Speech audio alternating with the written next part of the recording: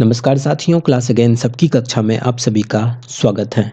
साथियों, आज के इस वीडियो में हम लोग चर्चा करने जा रहे हैं सिविक्स का चौथा चैप्टर जो कि पॉलिटिकल पार्टीज है। तो फटाफट आप सभी लोग अगर चैनल पर नए हैं तो चैनल को सब्सक्राइब कर लें और अपने साथियों के साथ इनको शेयर भी कर दें।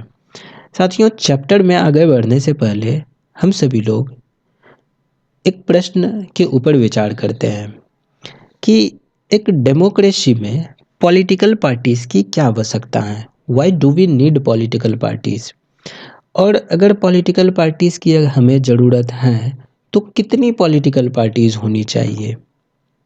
आज के इस वीडियो में हम लोग इन्हीं प्रश्नों के ऊपर चर्चा करेंगे और हम लोग फाइंड आउट करने की कोशिश करेंगे कि हमें पॉलिटिकल पार्टीज क्यों चाहिए, कितने पॉलिटिकल पार्टीज की आवश्यकता है, और इन्हीं को ध्यान में रखते हुए हम लोग आज के इस चैप्टर को पढ़ेंगे। तो फटाफट अगर आप लोग इस चैनल पर नए हैं तो चैनल को सब्सक्राइब कर लें और अपने साथियों के साथ इनको शेयर भी कर दें। तो साथियों, जो सवाल है why do we need political parties, political parties की हमें आवश्यकता क्यों है। तो इस सवाल का जवाब हम लोग देखते हैं। आप लोग कमेंट बॉक्स में कमेंट करके हमें बताइए कि हमें पॉलिटिकल पार्टीज की आवश्यकता क्यों है। मैं जानना चाहता हूं कि आप सभी लोगों का राय क्या है। तो political parties are easily one of the most viable institution in a democracy. एक डेमोक्रेसी में one of the most viable institution है। For most ordinary citizens democracy is equal to political parties. अगर कोई आम व्यक्ति की बात करें तो किसी आम व्यक्ति के लिए एक डेमोक्रेसी क्या हो सकता है कि उनके लिए तो ये होगा कि पॉलिटिकल पार्टीज ही उनके लिए डेमोक्रेसी है। If you travel to remote parts of our country and speak to the less educated citizens, you could come across people who may not know anything about the constitution. अपने संविधान के बारे में हो सकता है कि उन्हें कुछ भी पता नहीं हो, या फिर जो नेचर है अपने गवर्नमेंट का उस बारे में कुछ भी पता नहीं हो, but chances are that they would know something about our political parties. और इस बात की संभावना बहुत है कि उन्हें कुछ ना कुछ तो पॉलिटिकल पार्टीज के बारे में निश्चित पता होगा। तो eight the same time this visibility does not mean popularity. अब इसका मतलब ये नहीं है कि इसकी पॉपुलैरिटी है उधर। तो most people tend to be very critical of political parties. They tend to blame parties for all that is wrong with our democracy and our political life. अब देखो, ऐसे लोगों के लिए अगर कुछ गलत होता है तो वो पॉलिटिकल पार्टीज को ब्लेम करते हैं, अच्छा होता है तो मे बी कि वो कुछ पॉलिटिकल पार्टीज के लिए बोले। Parties have become identified with social and political division. तो इसीलिए it is natural to ask do we need political parties at all. तो क्या हमें पॉलिटिकल पार्टीज की आवश्यकता है। तो about 100 years ago there were few countries of the world that had any political party. 100 वर्ष पहले जो है दुनिया में कुछ ही ऐसे कंट्रीज थे जिनके पास पॉलिटिकल पार्टीज थी, जहाँ पॉलिटिकल पार्टीज थी। Now there are few that do not have parties. और आज के समय में यानी कि 100 वर्ष बाद आज के समय में स्थिति बिल्कुल उलट गई है, पलट गई है। आज कुछ ही देश ऐसे हैं जहाँ पॉलिटिकल पार्टीज नहीं है। तो why did political parties become so omnipresent in democracies all over the world. तो ये पॉलिटिकल पार्टीज इतने ओमनीप्रेजेंट यानी कि सभी जगह कैसे आ गए, सारे डेमोक्रेसीज में कैसे आ गए।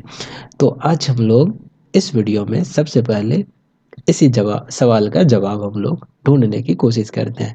तो सबसे पहले पॉलिटिकल पार्टीज को समझते हैं कि पॉलिटिकल पार्टीज क्या है। तो पॉलिटिकल पार्टीज एक तरह से कह सकते हैं कि it is a group of people who come together to contest election and hold power in the government. ये एक तरह से ग्रुप ऑफ पीपल हैं जो इकट्ठा होते हैं किस चीज़ के लिए, इलेक्शन कॉन्टेस्ट करने के लिए और सरकार बनाने के लिए ये लोग इकट्ठा होते हैं। They agree on some policies and programmes for the society with a view to promote the collective good. ये लोग किसी पॉलिसीज पे एग्री करते हैं and programmes for the society, society के लिए, ताकि एक कलेक्टिव गुड को प्रमोट किया जा सके।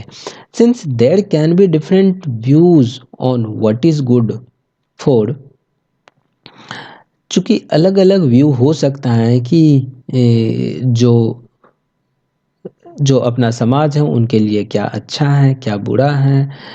What is good for all, parties try to persuade people why their policies are better than other. अब जो ये पॉलिटिकल पार्टीज हैं, यानी कि ये जो ग्रुप ऑफ पीपल हैं, ये लोगों को परsuade करते हैं कि उनकी पॉलिसीज बेटर कैसे हैं बाकी दूसरों के रेस्पेक्ट में। They seek to implement this policies by winning popular support through elections. और ये लोग इन पॉलिसीज़ के लिए, यानी कि they seek to implement this policies, इन पॉलिसीज़ को वो इम्प्लीमेंट करते हैं। कैसे इम्प्लीमेंट करते हैं? ये पॉपुलर सपोर्ट को गेन करके इलेक्शंस में वो पार्टिसिपेट करते हैं, इलेक्शन वो जीतते हैं और अपनी पॉलिसीज़ को इम्प्लीमेंट करते हैं। अच्छा, जिन लोगों को पॉलिसीज़ पसंद आई, अगर मैक्सिमम लोगों को पॉलिसीज़ पसंद आई, मेजॉरिटी लोगों को अगर वो पॉलिसी पसंद आई, उनके जो जो उस पार्टी के उन पार्टीज़ के जो भी पॉलिसीज़ हैं, अगर मेजॉरिटी को वो पसंद आए तो मेजॉरिटी जो है उनको इलेक्ट करती हैं, और इलेक्ट होने के बाद जब गवर्नमेंट बनती है तो वो अपने पॉलिसीज़ को इम्प्लीमेंट करती हैं। दस parties reflect fundamental political divisions in a society. ये जो पार्टीज़ हैं, पॉलिटिकल पार्टीज हैं, ये रिफ्लेक्ट करती हैं फंडामेंटल पॉलिटिकल डिवीजन एक समाज में। Parties are about a part of the society, और इसीलिए it involve partisanship. तो thus a party is known by which part it stands for, which policies it supports and whose interest it upholds। तो इसीलिए एक party को जाना जाता है इस चीज़ से कि वो कैसा स्टैंड ले रहा है, उनकी पॉलिसीज़ क्या हैं, वो किस तरह की पॉलिसीज़ को सपोर्ट कर रही हैं, उनका क्या इंटरेस्ट है। इन सभी चीज़ों से एक पार्टी बनती है। तो एक पॉलिटिकल पार्टी में 3 कंपोनेंट होते हैं। वो कंपोनेंट क्या क्या हो सकते हैं? वो कंपोनेंट हो सकते हैं,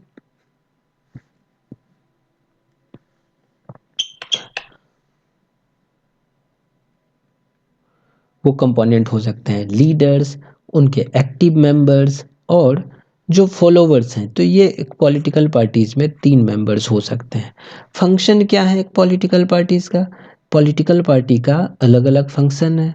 तो व्हाई डज अ पॉलिटिकल मतलब what does a political party do, political party क्या करती है? तो political parties basically fill political offices and exercise political powers. Parties do so पर by performing a series of functions. तो क्या क्या functions हैं पॉलिटिकल पार्टीज़ का? तो ये इलेक्शन कंटेस्ट करती हैं, चुनाव लड़ती हैं।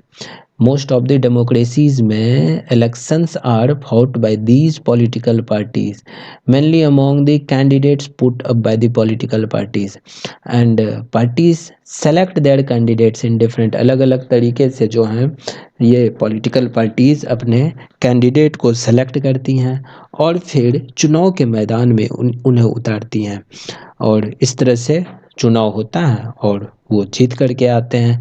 कुछ कंट्रीज़ में जैसे कि अमेरिका हो गया, members and supporters of a party choose it's candidates. जो पार्टी के मेंबर्स होते हैं या सपोर्टर्स होते हैं वो अपने कैंडिडेट को चुनते हैं। Now more and more countries are following this method. अधिक से अधिक लोग जो हैं अमेरिका वाला मेथड ही अब अपना रहे हैं। और इन अदर कंट्रीज जैसे इंडिया में 2 top party leaders choose candidates for contesting elections. जो टॉप पार्टी लीडर्स होते हैं तो वो इलेक्शन कंटेस्ट करने के लिए कैंडिडेट को चूज करते हैं। तो इंडिया में फिलहाल अभी ये होता है। पार्टीज का दूसरा फंक्शन है पॉलिसीज और प्रोग्राम्स को पुट फॉरवर्ड करना, यानी कि parties put forward different policies and programmes and the voter choose from them. Voter जो है उनमें से चूज करता है ये अलग अलग पॉलिसीज और प्रोग्राम्स को। तो each of us may have different opinions and views on what policies are suitable for the society. हम सभी लोगों का एक अपना ओपिनियन हो सकता है, अपना व्यू हो सकता है कि हमारे समाज के लिए किस तरह की पॉलिसीज, कौन सी पॉलिसीज सुटेबल है। But no government can handle such a large variety of views. अब किसी भी सरकार के लिए ये संभव नहीं है कि इतने लार्ज अमाउंट में जो व्यूज़ हैं, जो ओपिनियंस हैं, उनको हैंडल कर सके। एक डेमोक्रेसी में large number of similar opinions have to be grouped together. ये जो एक ही तरह के जो सिमिलर ओपिनियंस होते हैं ना, उन्हीं की ग्रुपिंग की जाती हैं। They are grouped together to provide a direction in which policies can be formulated. और इससे जो है एक डायरेक्शन मिल जाता है कि किस तरह की पॉलिसीज़ को फॉर्मुलेट किया जाना चाहिए। और यही चीज़ तो पार्टीज़ करती हैं। अब देखो, अगर 100 लोग हैं तो 100 लोगों का अलग अलग ओपिनियन हो सकता है, लेकिन इन्हीं अलग ओपिनियन में से कुछ कॉमनैलिटीज़ देखी जाती हैं। इन सभी लोगों में क्या कॉमन है उनको देखा जाता है, और पार्टीज़ जो हैं, पॉलिटिकल पार्टीज़, उन्हीं कॉमन चीज़ों के ऊपर मेनली पॉलिसीज़ को फॉर्मुलेट करती हैं। तो पॉलिटिकल पार्टीज़ का यही काम है। A party reduces a vast multitude of opinion into a few basic positions which it supports. A government is expected to base its policies on the line taken by ruling party. तो जो government है, the government is expected to base it, मतलब एक सरकार जो है वो वैसी ही पॉलिसीज लाती हैं जिस तरह का एक ruling party, on the line taken by the ruling party. उसी प्रकार से अगला फंक्शन हो सकता है, political parties play a decisive role. काफ़ी इंपॉर्टेंट रोल ये प्ले करता है in making laws for a country. Formally laws are debated and, अब देखो फॉर्मली क्या होता है, ये कोई भी कानून जो बनता है इनका पहले डिबेट होता है and passed in the legislature. I hope आप सभी लोगों को पता होगा, अगर नहीं होगा पता तो बताता हूँ। होता क्या है, ये जो प्रपोजल हैं उनको पहले तैयार किया जाता है, और इन प्रपोजल को हम लोग बिल कहते हैं। तो यानी कि ये बिल तैयार किया जाता है। इस बिल को पार्लियामेंट के जो हाउसेस हैं, लोकसभा, राज्यसभा, इसमें पास किए जाते हैं। इन दोनों हाउसेस में पास हो जाने के बाद ये बिल पहुंचता है प्रेसिडेंट के पास। तो प्रेसिडेंट अगर इनको साइन कर देते हैं तो ये बिल एक्ट बन जाता है, और अगर साइन नहीं करते हैं तो ये बिल एक्ट नहीं बन पाता, यानी कि कानून नहीं बन पाता है। तो लॉज के ऊपर डिबेट होता है, फिर इनको लेजिस्लेचर में पास किया जाता है। चूँकि most of the members belong to a party, they go by the direction of the party leadership irrespective of their personal opinion. तो पार्टी लीडरशिप क्या कहता है उस अनुसार जाता है, पर्सनल ओपिनियन वहाँ पर बहुत ज़्यादा मायने नहीं रखता है। पॉलिटिकल पार्टीज़ का और भी कुछ फंक्शन है, जैसे कि ये गवर्नमेंट को फॉर्म करती हैं और गवर्नमेंट भी रन करती हैं। फॉर एग्जांपल, किसी भी कंट्री में कोई भी अगर डेमोक्रेटिक कंट्री है तो वहाँ पॉलिटिकल पार्टीज इलेक्शन कंटेस्ट कर ली। इलेक्शन कंटेस्ट करने के बाद अगर उन्होंने इलेक्शन में मेजॉरिटी सीट हासिल की, तो majority, based on that majority seat, वो वहाँ पर गवर्नमेंट को फॉर्म करती हैं और फिर गवर्नमेंट को रन करती हैं। और जब गवर्नमेंट रन करती है तो बड़ी बड़ी पॉलिसी डिसीजंस वो लेती हैं। They are taken by the political executive that comes from the political parties. और पार्टीज रिक्रूट करती हैं लीडर्स को, उन्हें ट्रेन करती हैं and then make them ministers to run the government in the way they want. और इसी प्रकार से those parties that lose in election play the role of opposition. जो इलेक्शन में हार जाती हैं वो अपोजिशन का रोल प्ले करती हैं to the parties in power, and by voicing different views and criticising government for its failure और रॉन्ग पॉलिसीज। गलत पॉलिसीज या उनके फेल्योर के लिए उन्हें क्रिटिसाइज करती हैं, अलग अलग व्यूज़ वो प्रोवाइड करती हैं। तो इस तरह से अपोजिशन पार्टीज जो हैं, they also mobilise opposition to the government. और इसी प्रकार से political parties also shape public opinion. ये पब्लिक ओपिनियन को भी एक मतलब पब्लिक ओपिनियन को भी शेप करती हैं। तो they raise and highlights issues, अलग अलग इशूज़ को रेज करती हैं, हाईलाइट करती हैं। Political parties have lakhs of members and activists spread all over the country, and many of the pressure groups are the extensions of political parties among different sections of the society। और बहुत सारे pressure groups भी हैं इन political parties का, जिनको कि एक तरह से एक्सटेंशन माना जाता है इन पॉलिटिकल पार्टीज़ का। तो parties sometimes also launch movement for the resolution of problems. अब जो लोगों के द्वारा जो प्रॉब्लम्स फेस किए जा रहे हैं उनको रिजॉल्व करने के लिए कभी कभार पॉलिटिकल पार्टीज मूवमेंट्स को भी लॉन्च करती हैं, आंदोलन को करती हैं। फिर often opinions in the society crystallise on the lines of party stake. फिर parties provide people access to government machinery and welfare scheme. ये जो पॉलिटिकल पार्टीज हैं ये लोगों को एक्सेस प्रोवाइड करता है टू गवर्नमेंट मशीनरी और जो वेलफेयर स्कीम है इम्प्लीमेंटेड बाय द गवर्नमेंट। और एक ऑर्डिनरी सिटीजन के लिए it is easy to approach a local party leader than a government officer. आसान होता है उनके लिए एक लोकल पार्टी लीडर को एक्सेस करना और रिस्पेक्टिव ऑफ गवर्नमेंट ऑफिसर को एक्सेस करने से। तो इस तरह से वो गवर्नमेंट मशीनरीज में जो हैं एक्सेस प्रोवाइड करती हैं। That is why they feel close to parties even when they do not fully trust them. इसीलिए जो लोग हैं ये पार्टीज़ को ट्रस्ट करती हैं, जबकि उनके ऊपर बहुत ज़्यादा विश्वास ना भी हो फिर भी उनके क्लोज रहना चाहती हैं या क्लोज फील ये करता है। Parties have to be responsive to people's needs and demands. जो पॉलिटिकल पार्टीज़ हैं उनको रेस्पॉन्सिव होना पड़ता है पीपल के नीड को लेकर के, उनके डिमांड्स को लेकर के। Otherwise people can reject those parties in the next election. अगली इलेक्शन में उन्हें रिजेक्ट कर सकती हैं, उन्हें हो सकता है कि उनका सपोर्ट ना मिले, तो इससे फिर उनका नुकसान है और नेक्स्ट इलेक्शन में उनके हारने की संभावना अधिक हो जाती है। तो नेसेसिटी क्या है?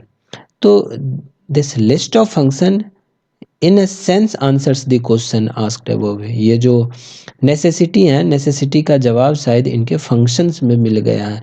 तो हमें पॉलिटिकल पार्टीज चाहिए क्योंकि they perform all these functions, चाहे वो गवर्नमेंट फॉर्म करना हो, रन करना हो, अपोजिशन का रोल प्रोवाइड करना है, एक्सेस प्रोवाइड करना हो टू द गवर्नमेंट मशीनरी, ये सारे काम करते हैं। तो इसलिए तो हमें पॉलिटिकल पार्टीज चाहिए। But we still need to ask why modern democracies can not exist without political parties.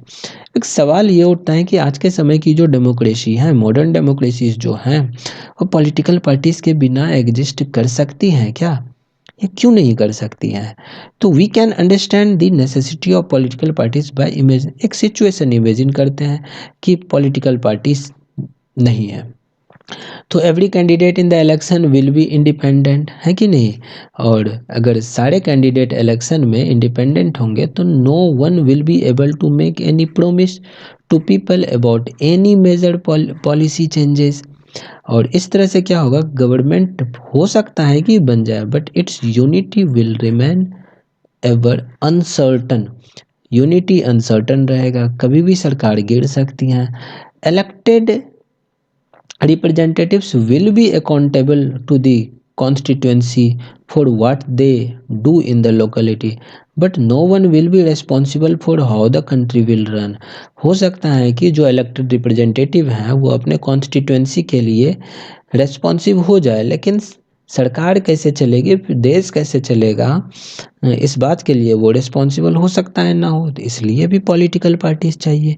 We can also think about it by looking at the non party based election to the panchayat in many states. बहुत सारे state में जो non party based elections होते हैं उसको भी हम लोग ध्यान में रख करके सोच सकते हैं कि जो पार्टीज हैं, the parties do not contest formally. It is generally noticed that the villages gets split into more than one faction, each of which puts up a panel of its candidates। अब देखो panchayat election में क्या होता है कि generally formally यहाँ पे किसी तरह का कोई पार्टी सिस्टम नहीं होता है, और ऐसा माना जाता है कि अगर पार्टी सिस्टम होगा तो गांव में फिर ना वो स्प्लिट आ जाएगा, दरारें आ जाएंगी, एक से अधिक फैक्शन बन जाएंगे, और इसलिए जो है यहाँ पर इन चीज़ों को अवॉइड किया गया है। Puts up a panel of its candidate, तो यहाँ पे एक पैनल ऑफ कैंडिडेट होता है, and this is exactly what the party does, and that is the reason we find political parties in almost all countries of the world, whether these countries are big or small, old or new, or developed or developing। तो ये कारण है कि हमें लगभग सारे countries में political parties देखने को मिलता है। The rise of political parties is directly linked to the emergence of representative democracy. Political parties का जो एमरजेंस हुआ है, इनको हम लोग डायरेक्टली लिंक कर सकते हैं to the emergence of representative democracy. अब क्या है रिप्रेजेंटेटिव डेमोक्रेसी? फॉर एग्जाम्पल, जैसे इन इंडिया क्या है कि हम सभी लोग अपने अपने कॉन्स्टिट्यूएंसीज में अपने एमएलए या एमपीज को चुनते हैं, यानी कि मेंबर ऑफ लेजिस्लेटिव असेंबली या मेंबर ऑफ पार्लियामेंट को चुनते हैं। तो वो कौन होता है? वो उस कॉन्स्टिट्यूएंसी में जितने भी लोग होते हैं उनका रिप्रेजेंटेटिव होता है, यानी कि मेजोरिटी लोगों का रिप्रेजेंटेटिव होता है। रिप्रेजेंटेटिव का मतलब क्या हुआ कि वो जो एमपी हैं या एमएलए हैं वो रिप्रेजेंट करेगा उस कॉन्स्टिट्यूएंसी के लोगों को। तो क्यों रिप्रेजेंट करेगा? क्योंकि उन्हीं लोगों ने, जो 18 या उससे अधिक के हो गए थे, उन लोगों ने उस व्यक्ति को चूज किया कि वो उन्हें रिप्रेजेंट करेगा। तो it is the people who chose them, who elected the person, है ना, to be as a representative of them. तो उन लोगों के रिप्रेजेंटेटिव के रूप में उन्होंने खुद को चुना, मतलब खुद ही चुना उन्होंने, मतलब the citizen itself chose it's representative. की अब इतने सारे लोग जाकर के पार्लियामेंट में तो बैठ नहीं सकते हैं, तो इसलिए उन सभी लोगों ने मिल करके क्या किया कि उस कॉन्स्टिट्यूएंसी के लोगों ने एक अपने रिप्रेजेंटेटिव को चुना, अपने प्रतिनिधि को चुना। अब वो क्या करेगा? उनको रिप्रेजेंट करेगा, कहाँ? पार्लियामेंट में। कहाँ? लेजिस्लेटिव असेंबली में। तो मतलब उनके बिहाफ में अब वो डिसीजन लेगा। तो large societies need representative democracy. जैसे अपना इंडिया काफ़ी डाइवर्स भी है और इतना लार्ज कंट्री है, इतना बड़ा देश है, तो इसलिए एक रिप्रेजेंटेटिव डेमोक्रेसी यहाँ चाहिए। As societies become large and complex, they also need some agency to gather different views on various issues and to present this to the government. They need some ways to bring various representatives together so that a responsible government could be formed. तो उसी प्रकार से they need a mechanism to support or restrain the government, make policies, justify or oppose them. Political parties fulfill these needs. इन्हीं needs को ये political parties पूरा करती हैं, that every representative government has, and we can say that parties are a necessary condition for a democracy। और इसलिए हम लोग कह सकते हैं कि जो पॉलिटिकल पार्टीज हैं ये एक नेसेसरी कंडीशन है, किसी भी डेमोक्रेसी में ये नेसेसरी कंडीशन है। अब सवाल एक उठता है कि कितनी पार्टीज चाहिए? How many parties should we have? कितनी पार्टीज हमें होनी चाहिए? तो एक डेमोक्रेसी में any group of citizen is free to form a political parties. A group of citizen जो हैं वो अपना पॉलिटिकल पार्टीज बना सकती हैं, और in this formal sense there are large number of political parties in the country. और आज के समय में अगर देखें तो more than 750 parties are registered with the election commission of India, and not all these parties are serious contenders in the election. सारे political party, यानी कि 750 से अधिक पॉलिटिकल पार्टीज हैं अपने इंडिया में। सारे पॉलिटिकल पार्टीज जो हैं वो सीरियस कंटेंडर नहीं हैं इस देश में। Usually only a handful of parties are effectively in the race to win elections and form the government. For example, recent में बिहार इलेक्शन हुआ, 2024 में लोकसभा इलेक्शन हुआ, और भी आए दिन इलेक्शंस होते रहते हैं। तो इसमें बहुत सारे कंटेंडर्स होते हैं, लेकिन बहुत सारे कंटेंडर्स में बहुत सारी पॉलिटिकल पार्टीज जो हैं इलेक्शन लड़ती हैं, बट उनमें से एक आध पॉलिटिकल पार्टीज ही ऐसा होती हैं जो कि रेस में रहता है, और वो इलेक्शन मतलब जीतने के रेस में रहता है। तो यहाँ पर क्वेश्चन ये है कि हाउ मेनी मेजर और effective parties are good for a democracy. तो कितनी political parties, major political parties या इफेक्टिव पार्टीज जो हैं डेमोक्रेसी के लिए अच्छा है। अब देखो, कुछ कंट्रीज ऐसा है जहाँ सिंगल पार्टी है, where only one party is allowed to control and run the government. इस तरह के सिस्टम को हम लोग वन पार्टी सिस्टम कहते हैं। जैसे चाइना हो गया, वहाँ पर सिर्फ कम्युनिस्ट पार्टी को ही अलाउ किया गया है टू कॉन्टेस्ट द इलेक्शन। अब जब पार्टी एक ही हो तो फिर इसमें चूज किन को किया जाएगा, तो रूल तो एक ही पार्टी का होगा ना। तो इस तरह के सिस्टम को हम लोग वन पार्टी सिस्टम कहते हैं। Although legally speaking, people are free to form a political parties, it does not happen because the electoral system does not permit free competition for power। अब उसी प्रकार से we can not consider one party system as a good option. हम लोग one party system को good option के रूप में नहीं मान सकते हैं। ऐसा इसलिए क्योंकि लोगों के पास चॉइस ही नहीं है, लोगों के पास अदर ऑप्शंस ही नहीं है। बस एक ही ऑप्शन है कि बस चूज़ करना है तो कम्युनिस्ट पार्टी को ही चूज़ करो। तो एक पार्टी में चूज़ करना, उसको चूज़ करना थोड़ी ना कहते हैं। अब ऑप्शन एक ही है तो उसमें क्या ही चूज़ करना, जो है तो उसी को लेना पड़ेगा, उसी को कंसीडर करना पड़ेगा।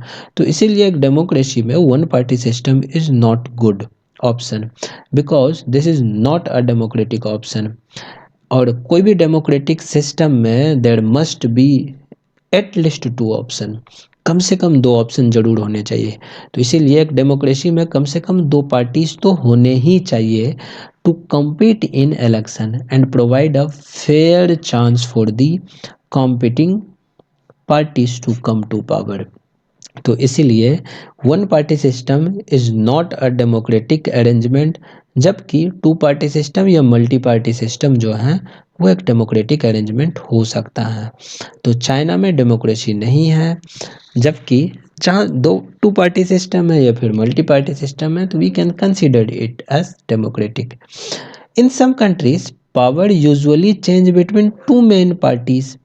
कुछ कंट्रीज ऐसे भी हैं जहां पावर दो मुख्य पार्टीज के बीच में ही चेंज होते रहती हैं। आज अगर पार्टी वन है तो कल पार्टी टू हो जाती हैं। तो सेवरल अदर पार्टीज में एग्जिस्ट, बहुत सारे अलग अलग पॉलिटिकल पार्टीज एग्जिस्ट कर सकता है, इलेक्शन कंटेस्ट कर सकता है and win a few seats in the national legislature, but only the two main parties have a serious chance of winning majority of seats to form government।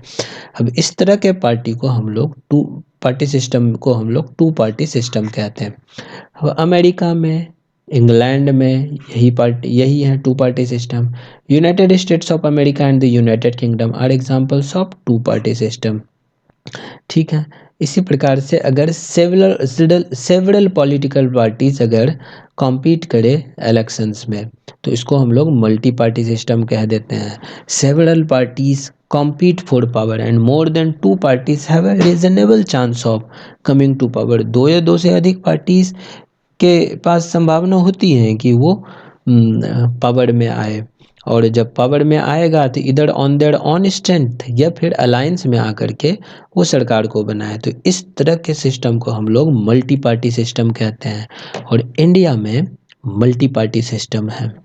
तो thus in India we have a multi party system। In this system a government is formed by various political parties coming together। तो India में क्या है कि various political parties election को लड़ती हैं और कुछ सीटें वो जीतती हैं, फिर एक साथ इकट्ठा होकर के कॉलिशन गवर्नमेंट बनाती हैं, अलायंस वाली गवर्नमेंट बनाती हैं। तो इस तरह से हम लोग कह सकते हैं कि when several parties in a multi party system join hands for the purpose of contesting election and winning power, इसी को हम लोग अलायंस गवर्नमेंट कहते हैं या फिर एक फ्रंट कहते हैं। It is called an alliance और अ फ्रंट। जैसे इंडिया में there were three such major alliances in 2004 parliamentary election. 2004 में जो पार्लियामेंट्री इलेक्शन हुआ था तो उसमें तीन मेजर अलायंस थे। एक था NDA, that is national Democratic alliance, दूसरा था यूनाइटेड प्रोग्रेसिव अलायंस यानी कि यूपीए, और तीसरा था लेफ्ट फ्रंट। तो यहाँ multi party system often appears very messy, बहुत ज़्यादा मेसी हो जाता है, and it also leads to political instability, and at the same time this system allows a variety of interest and opinions to enjoy political representation. अब देखो, multi party system में समस्या एक ये है कि जब कॉलिशन गवर्नमेंट बनती है तो कॉलिशन गवर्नमेंट काफ़ी ज़्यादा इनस्टेबल गवर्नमेंट होता है, तो एक ये समस्या है। लेकिन अच्छी बात इसमें यह है कि छोटे छोटे जो पॉलिटिकल पार्टीज होती हैं और जो स्मॉल ग्रुप्स में जो, या फिर जो बैकवर्ड कम्युनिटीज़ के जो, या फिर जो छोटी छोटी पॉलिटिकल पार्टीज होती हैं, तो उनको भी रिप्रेजेंटेशन मिल जाता है गवर्नमेंट में, तो ये एक अच्छी बात होती है इस तरह के मल्टी पार्टी सिस्टम में। लेकिन इनस्टेबिलिटी रहती है, जैसे कि हम लोग 1998 के अटल जी की सरकार को देखें तो मतलब 13 दिन में इनकी सरकार गिर गई थी। तो वैसे ही स्टेट्स वगैरह सब में भी बहुत ही कम समय में गवर्नमेंट को रिज़ाइन करना पड़ जाता है, दैट टू मतलब due to lack of majority उन्हें नहीं मिल पाती, या फिर कॉलिशन गवर्नमेंट में कोई जो उनके सपोर्टर होते हैं वो सरकार से अपना हाथ खींच लेती हैं, तो सरकार को गिरना पड़ जाता है, सरकार गिर जाती है। फिर नए इलेक्शन होते हैं तो खर्च होते हैं इसमें बहुत सारे, तो ये सब समस्या है। तो अब यहाँ पे हम लोग तीन तरह के सिस्टम को पढ़े, one party system, two party system और मल्टी पार्टी सिस्टम। तो एक चीज़ तो यहाँ तय हो गया कि डेमोक्रेसी में वन पार्टी सिस्टम तो नहीं हो सकता है, यानी कि मिनिमम टू पार्टी तो होने ही चाहिए, और मल्टी पार्टी सिस्टम हो सकता है। तो मल्टी पार्टी सिस्टम में मैक्सिमम क्या लिमिट हो सकता है? अब देखो, मैक्सिमम का एज सच वैसा कोई लिमिट तो नहीं है, लेकिन हम लोग ये कह सकते हैं कि अगर बहुत ज़्यादा पॉलिटिकल पार्टीज होता है तो उनमें से कुछ पॉलिटिकल पार्टी ही मेन कंटेंटर रहते हैं, मेन इलेक्शन जीतने के रेस में रहते हैं। दो हो सकता है, तीन हो सकता है, चार हो सकता है, पांच पॉलिटिकल पार्टीज हो सकता है। लेकिन ऐसा कभी नहीं होगा कि अगर 100 पॉलिटिकल पार्टीज ने इलेक्शन लड़ा तो 100 के 100 वो जो है वो जीतने के रेस में है। तो ऐसा अब तक तो संभव नहीं हो पाया है, पता नहीं कभी ऐसा संभव अगर हो जाए, that will be a rare case. So which of this is better? Perhaps the best answer to this very common question is that this is not a very good question। इनका सबसे बढ़िया जवाब बस यही है कि ये अच्छा क्वेश्चन ही नहीं है। Party system is not something any country can choose.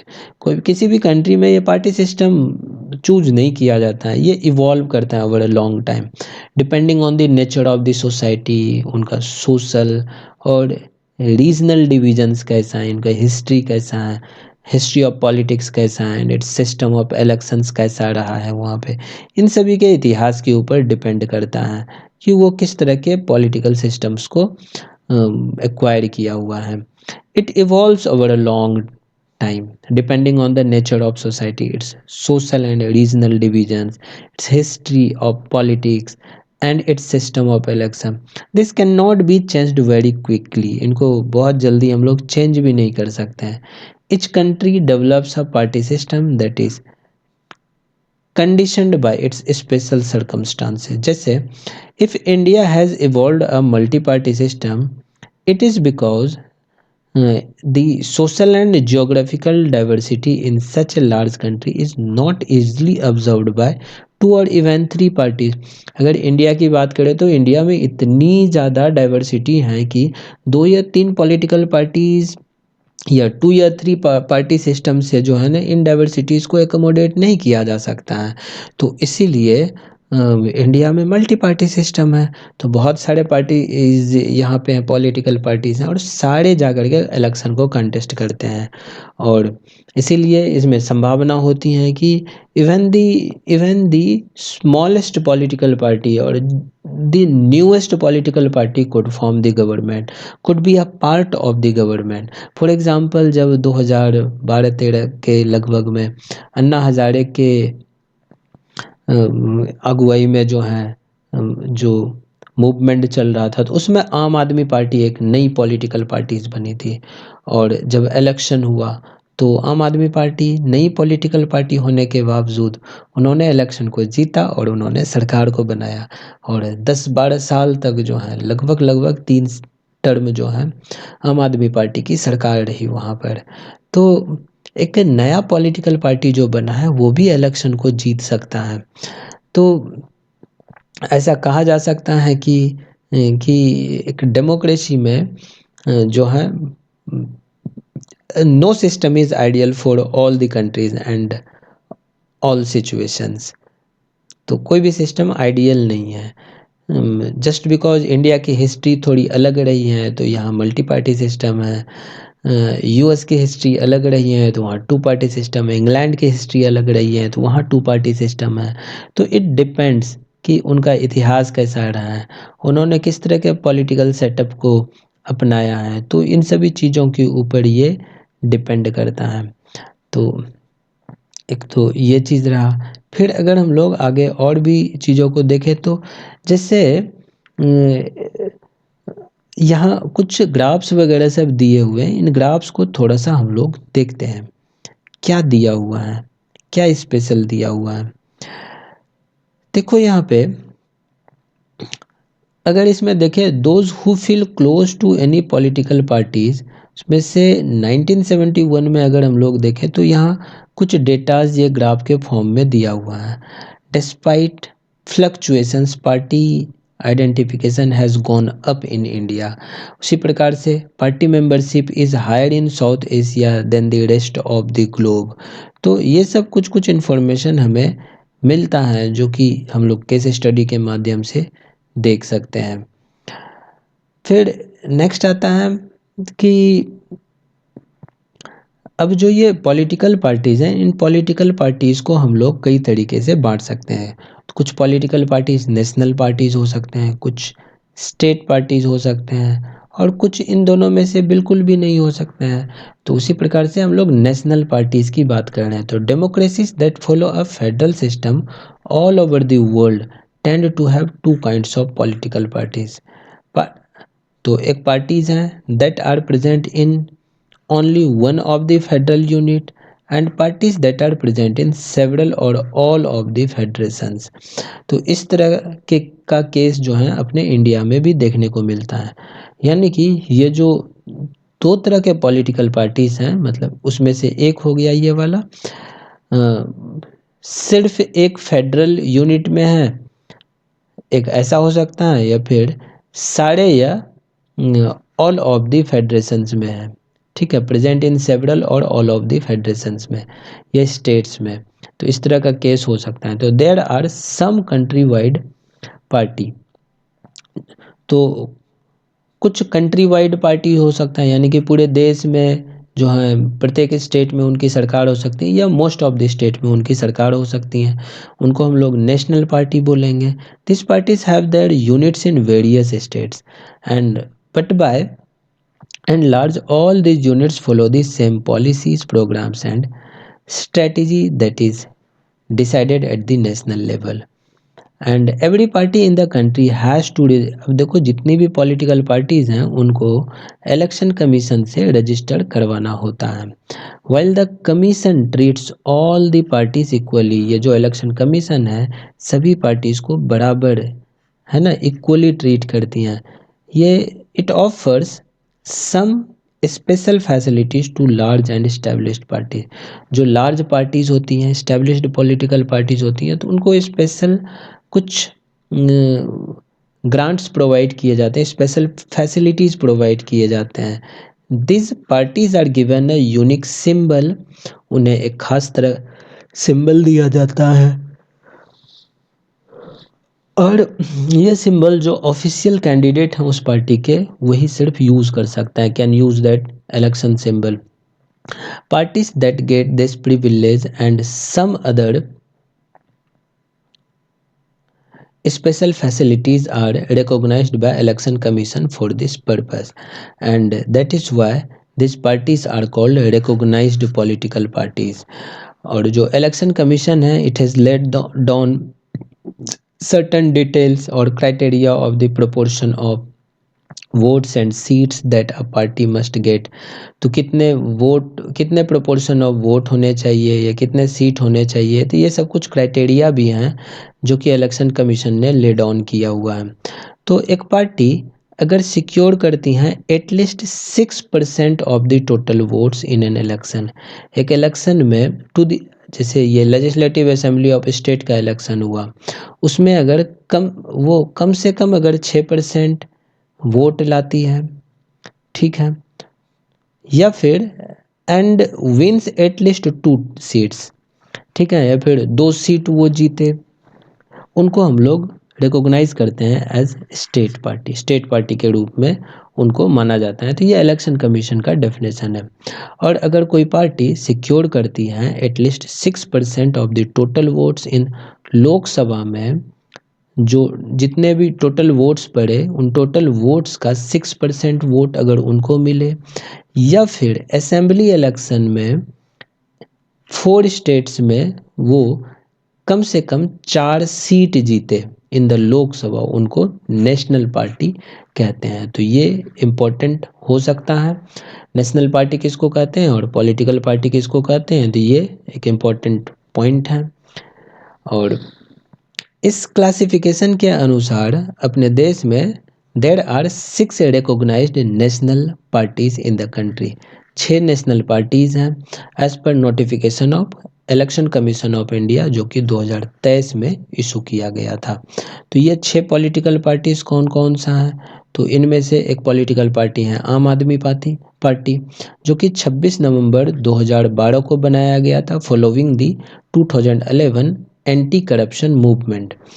और the party was formed on the idea of accountability, clean administration, transparency and good governance.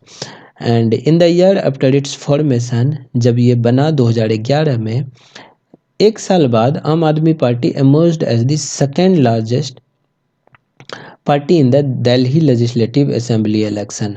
और उस समय वो वहाँ पर गवर्नमेंट भी बनाती हैं with the support of Indian National Congress, and it also emerged as the third front in the politics of Gujarat after 2022 Gujarat legislative elections. Presently Aam Aadmi party formed government in Punjab and Delhi. और इसी प्रकार से लोकसभा इलेक्शन जब हुआ 2019 में, तो इनको एक सीट भी मिली, और ये जो है न्यूली एडेड नेशनल पार्टीज में आ जाता है। फिर आ जाता है एक बीएसपी यानी कि बहुजन समाज पार्टी, 1984 में बना था ये, काशीराम के लीडरशिप में ये पार्टी बनी थी। And it seeks to represent and secure power for the Bahujan Samaj, जो कि दलित और आदिवासी, ओबीसी और जो रिलीजियस माइनॉरिटीज़ हैं उनको इंक्लूड करता है। Draws inspiration from the ideas and teachings of Sahu Maharaj, Mahatma Phule, Periyar Ramaswamy Naicker and Baba Saheb Ambedkar. तो इनके आइडियोलॉजी पर ये चलता है। And stands for the cause of securing the interest and welfare of Dalits and oppressed people. It has its main base in the states of Uttar Pradesh. Uttar Pradesh में जो है इनका मेन बेस है, यानी कि ये उनका गढ़ है उत्तर प्रदेश। उसी प्रकार से इनका प्रेजेंस हमें देखने को मिलता है मध्य प्रदेश में, Chhattisgarh, Uttarakhand, Delhi, Punjab. And it formed government in Uttar Pradesh several times by taking the support of different parties. अलग अलग पार्टीज के सपोर्ट से ये उत्तर प्रदेश में सरकार भी बना चुका है। और लोकसभा इलेक्शन 2019 में it polled about 3.63% of the votes, और 10 सीट्स जो हैं लोकसभा में उन्होंने सिक्योर किया था। फिर पार्टी आ जाती हैं बीजेपी यानी कि भारतीय जनता पार्टी, 1980 में इनका फॉर्मेशन होता है। और 1980 में जब ये फॉर्म होता है by reviving the erstwhile Bharatiya Jansangh, तो पहले ये भारतीय जनसंघ के नाम से जाना जाता था, जो कि श्यामा प्रसाद मुखर्जी ने 1951 में इनको बनाया था। और ये भारतीय जनसंघ ही बाद में भारतीय जनता पार्टी बनती है 1980 में जाकर के। It wants to build a strong and modern India by drawing inspiration from India's ancient culture and values. और Deendayal Upadhyay idea of integral humanism and Antyodaya, तो इस आइडियोलॉजी पर है ये। कल्चरल नेशनलिज्म जो कि हिंदुत्व है, is an important element in its conception of Indian nationhood and politics, और it wants full territorial and political integration of Jammu and Kashmir, जो कि ऑलरेडी हो चुका है जम्मू एंड कश्मीर का integration in India. And uniform civil code for all people in the country, सभी लोगों के लिए ये यूनिफॉर्म सिविल कोड लाना चाहती हैं respective of religion. And ban on religious conversion के ऊपर ये बैन करना चाहती है। इट्स सपोर्ट बेस इंक्रीज्ड, इनका सपोर्ट बेस 1990 के दशक में काफ़ी ज़्यादा बढ़ गया था। And earlier limited to north, शुरुआत में ये नॉर्थ में ही था एंड वेस्ट में, and to the urban areas. The party expanded its support to the south east, और आज के समय में हम लोग देखते हैं it is one of the biggest political party in the world. And 1988 में जो है 1998 में ये पावर में भी आती हैं, नेशनल डेमोक्रेटिक अलायंस की गवर्नमेंट बनती हैं, इंक्लूडिंग सेवरल रीजनल पार्टीज़, कई रीजनल पार्टीज़ की मदद से ये सरकार भी बनाती हैं। And it emerged as the largest political party with 303 members in 2019 Lok Sabha election. And currently जो है रूलिंग एनडीए गवर्नमेंट जो है ये सेंटर में, यानी कि बीजेपी की ही गवर्नमेंट है, एनडीए की गवर्नमेंट है 2024 में। फिर आ जाता है Communist Party of India, Marxist. इनको बनाया गया था 1964 में। And believers in Marxism Leninism, supports socialism secularism and democracy, and oppose imperialism and communalism. Imperialism और कम्युनलिज्म को ये अपोज करता है, तो ये सीपीआई है, सीपीआईएम। ये एक्सेप्ट करता है, accepts democratic elections as a useful and helpful means for securing the objectives of socio economic justice in India. ये डेमोक्रेटिक इलेक्शन को यूजफुल मानती हैं और हेल्पफुल मानती हैं इस संदर्भ में कि it will be helpful means for securing the objective, जो ऑब्जेक्टिव्स हैं सोशियो इकोनॉमिक जस्टिस का, उनको ये फुलफिल कर सकता है, तो इसमें ये बिलीव करता है। Enjoys strong support in West Bengal में ठीक ठाक सपोर्ट है इनका, केरला में, त्रिपुरा में, specially among the poor, factory workers, farmers, agricultural workers, labourers and the intelligentsias, and critical of new economic policies that allow free flow of foreign capital and goods into the country. It was in power in Bengal without a break for 34 years. 34 साल तक इनकी सरकार रही थी बंगाल में। 2019 में Lok Sabha election में it won about 1.75% vote and 3 seats in the election. फिर आ जाता है जो मेन पॉलिटिकल पार्टीज हैं, that is Indian National Congress and popularly known as Congress Party and one of the oldest party in the country, and 1885 में ये बना था and has experienced many splits, played a dominant role in the Indian politics at the national and state level for several decades after India's independence. And under the leadership of Jawaharlal Nehru, the party sought to build a modern secular democratic republic in India, and it was a ruling party till 1977. 1977 तक इनकी सरकार थी। फिर 1980 से 89 तक इनकी सरकार रही, और 89 के बाद its support decline but it continues to be present throughout the country, cutting across the social division, a centrist party in its ideological orientation, and it espouses secularism and welfare of weaker sections and minorities. Indian National Congress supports new economic reforms but with a human face, and leader of the United Progressive Alliance government from 2004 to 2019, and in 2019 elections it won 19.5% votes and 52 seats। 52 seats 2019 के election में इन्होंने जीता था और 19.5% vote इन्हें मिला था। इसके बाद आ जाता है जो नेशनल पार्टी में है, that is National People's party that is NPP. 2013 में ये पार्टी बनता है under the leadership of P A Sangma. NPP is the first political party from Northeast India to have attained the status of national party।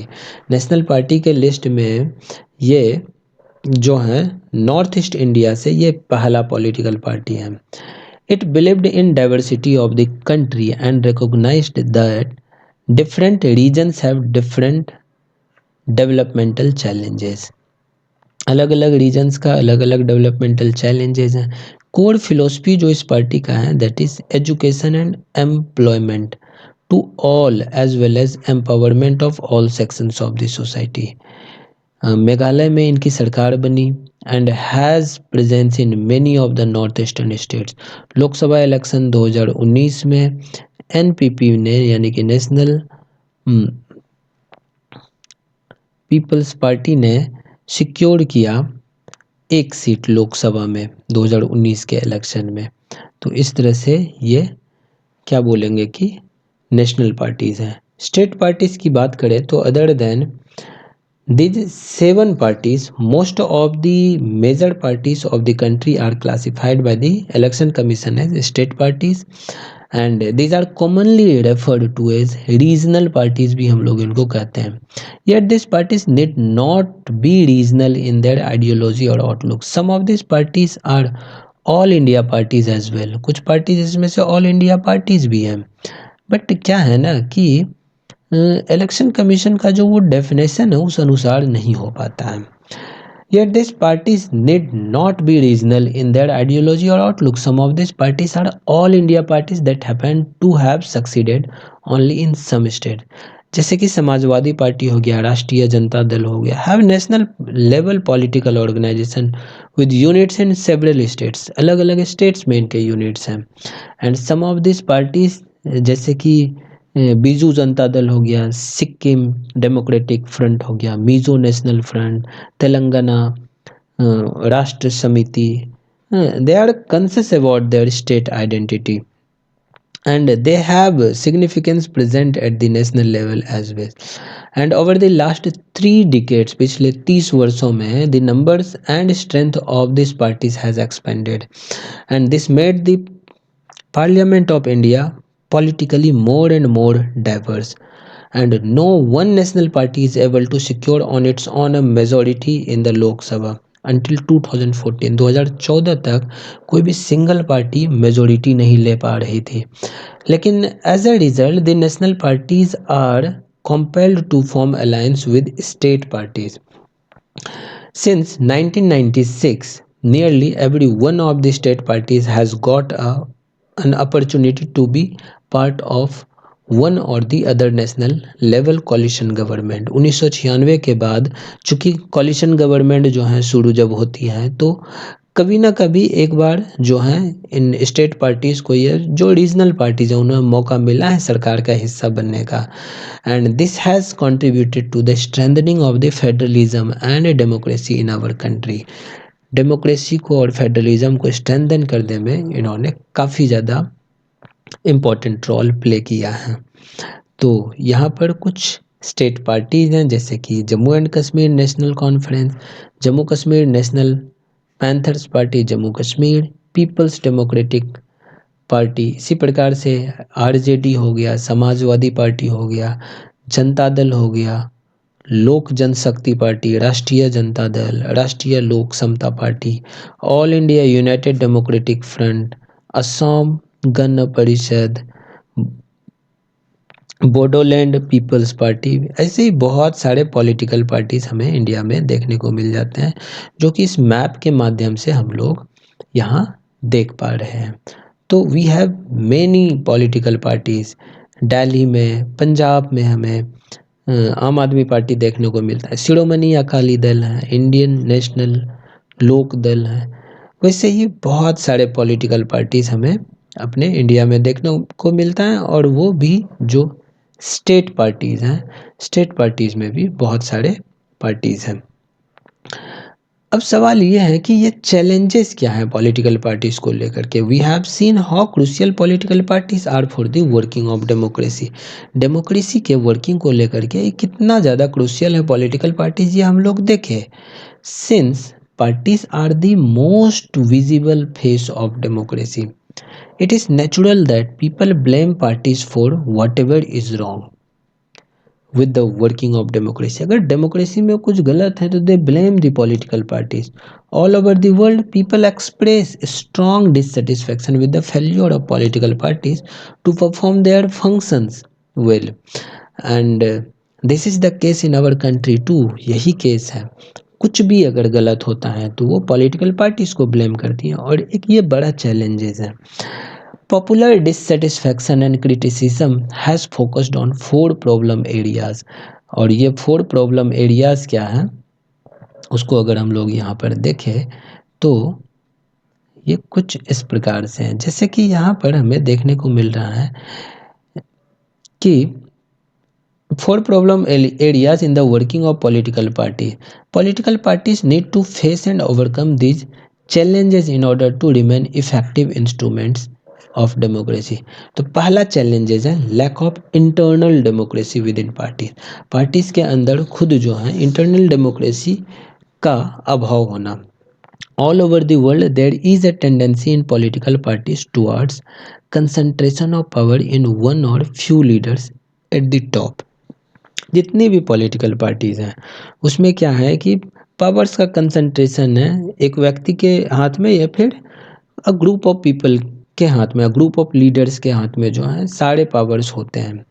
Parties do not keep membership registered, उनके पास membership register नहीं है.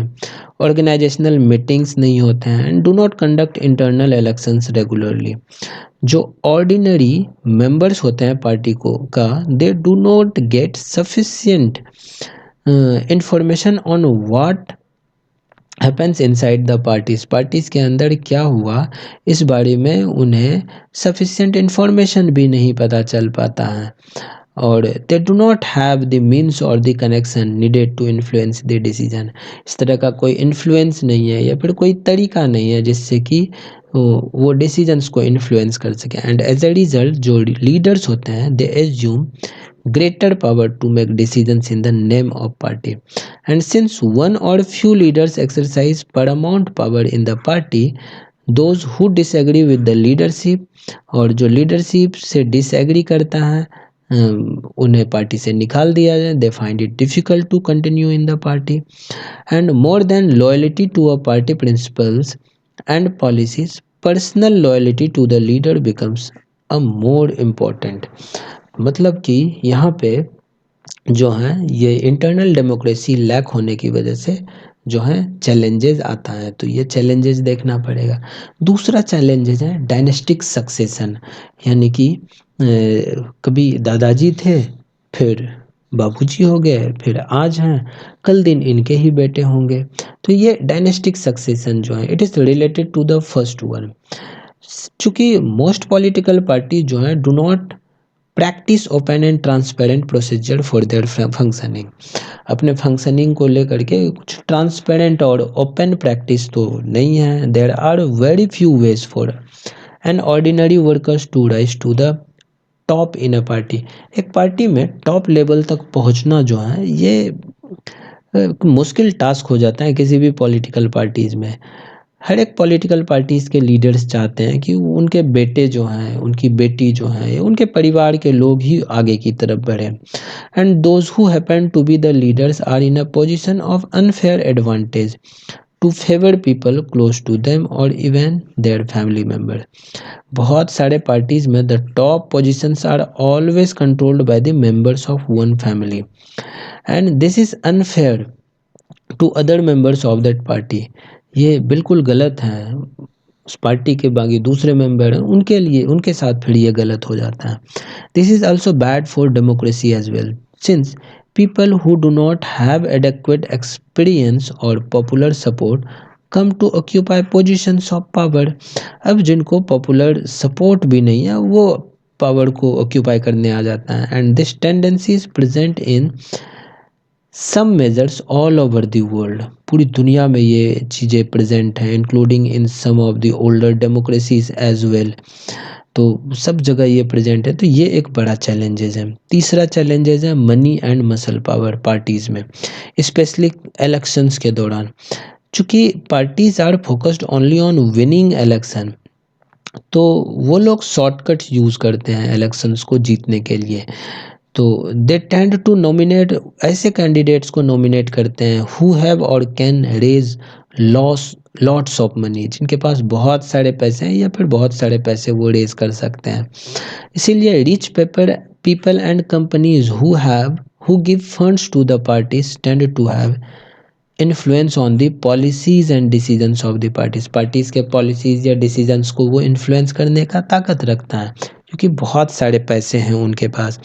And in some cases parties supports criminals, जो कि election जीत सकते हैं। And democrats all over the world are worried about the increasing role of rich people and big companies in democratic politics. तो ये एक बड़ा चैलेंज है। चौथा चैलेंजेस हैं is that very often parties do not seem to offer a meaningful choice, वो offer नहीं कर पाता है to the वोटर्स के पास कुछ खास वैसा मीनिंगफुल चॉइस नहीं हो पाता है। In order to offer meaningful choice party must be significantly different. पिछले रिसेंट ईयर्स में there has been a decline in the ideological differences among parties in most parts of the world. जैसे the difference between Labour Party and Conservative parties in Britain is very little, काफ़ी एकदम difference रहा ही नहीं, ideological difference ही नहीं रहा। They agree on more fundamental aspects but differ only on details on how policies are to be framed and implemented. हमारे देश में भी the differences among all the major parties on the economic policies have reduced, differences है ही नहीं। And those who want really different policies have no option available to them, and sometimes people cannot even elect very different leaders either, because same set of leaders keep shifting from one party to another। जो leaders हैं वो एक party छोड़ के दूसरे party में जाते रहते हैं, मतलब पाला बदलते रहते हैं, और इस वजह से हमारे पास ऑप्शंस नहीं होते हैं। और जब ऐसे कैंडिडेट्स को इलेक्शन में डाला जाएगा तो फिर कोई ऑप्शन ही नहीं रहेगा उनको चुनने के अलावा। तो इसीलिए ये सब कुछ बड़े चैलेंजेस हैं पॉलिटिकल पार्टीज़ के लिए। तो in order to face these challenges political parties need to be reform, उसमें रिफॉर्मेशन की ज़रूरत है, उन्हें रिफॉर्म करना पड़ेगा। तो सबसे पहला सवाल तो यही है कि क्या पॉलिटिकल पार्टीज चाहती हैं कि वो रिफॉर्म करें, and if they are willing what has prevented them from reforming so far, उन्हें रिफॉर्म करने से किसने रोका अगर वो चाहता है तो। If they are not willing is it possible to force them to reform, क्या ऐसा कुछ तरीका अपनाया जा सकता है या फोर्स किया जा सकता है कि वो रिफॉर्म करें। तो citizens all over the world face this question, this is not a simple question to answer, आसान सवाल नहीं है ये। एक डेमोक्रेसी में final decision is made by the leaders who represent political parties and people can replace them, लोग उनको replace कर सकते हैं, है ना, but only by another set of party leaders. And if all of them do not wish to reform, how can anyone reform them to change. अगर वो सभी लोग ये चाह ले कि हमें रिफॉर्म नहीं करना है तो फिर कैसे उससे रिफॉर्म करवाया जा सकता है। तो कुछ रिसेंट एफर्ट्स हम लोग देखते हैं या फिर कुछ सजेशंस देखते हैं in our country to reform political parties and its leader. देखो, the constitution was amended to prevent elected MLAs and MPs from changing parties. अब देखो क्या होता था पहले कि इलेक्शन जीत जाने के बाद जो है एमएलए एमपीज जो था तो वो पार्टी चेंज कर लेता था, यानी कि डिफेक्शन इनको हम लोग कहते हैं। This was done because many elected representatives were indulging in defection in order to become ministers या फिर कैश रिवार्ड के लिए। डिफेक्शन क्या होता है, वो पार्टी को चेंज करना डिफेक्शन होता है। जीत के आए थे इस पार्टी से, अपना पाला बदल लिए दूसरे पार्टी में, इसलिए बदल लिए क्योंकि मंत्री बनाया जा रहा है, तो इसको डिफेक्शन कहते हैं। तो डिफेक्शन को रोकने के लिए एंटी डिफेक्शन लॉ को लाया गया था ताकि इस तरह की चीज़ों को रोका जा सके।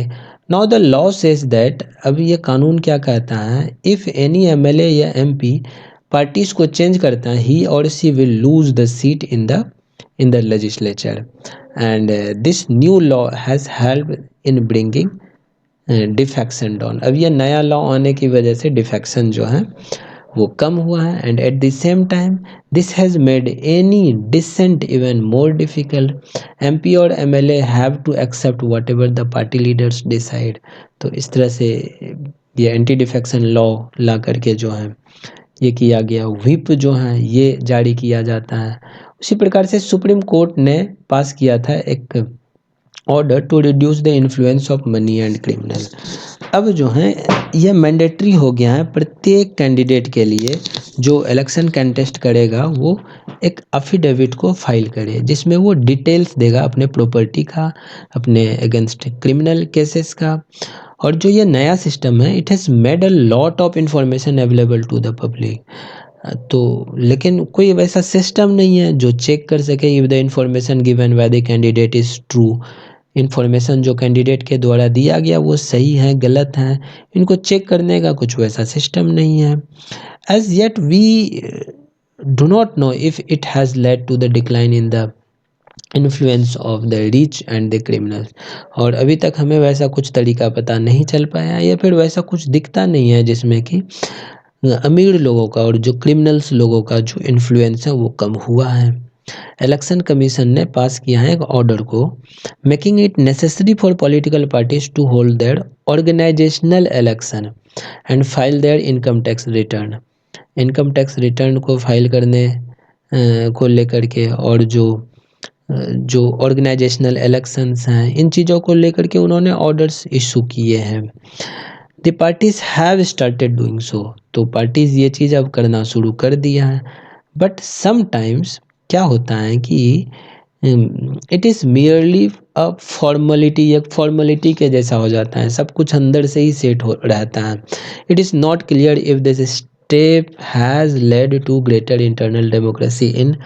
अब पॉलिटिकल पार्टीज़ में कितनी ज़्यादा डेमोक्रेसी है ये बहुत ज़्यादा क्लियर नहीं हो पाता क्योंकि सब कुछ पहले से ही सेट रहता है।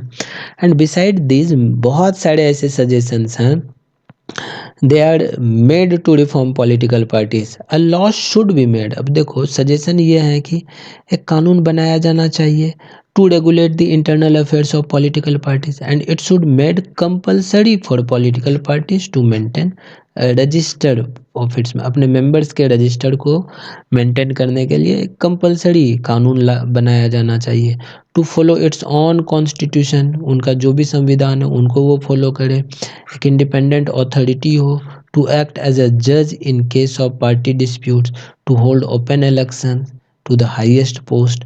तो ये सब चीज़ें होने चाहिए। And it should be made mandatory for political parties to give जो मिनिमम नंबर ऑफ टिकट्स जो हैं जैसे 1/3 to women candidate, similarly quota for women in the decision making bodies, ये सब चीज़ें कुछ होनी चाहिए, कुछ सजेशंस हैं।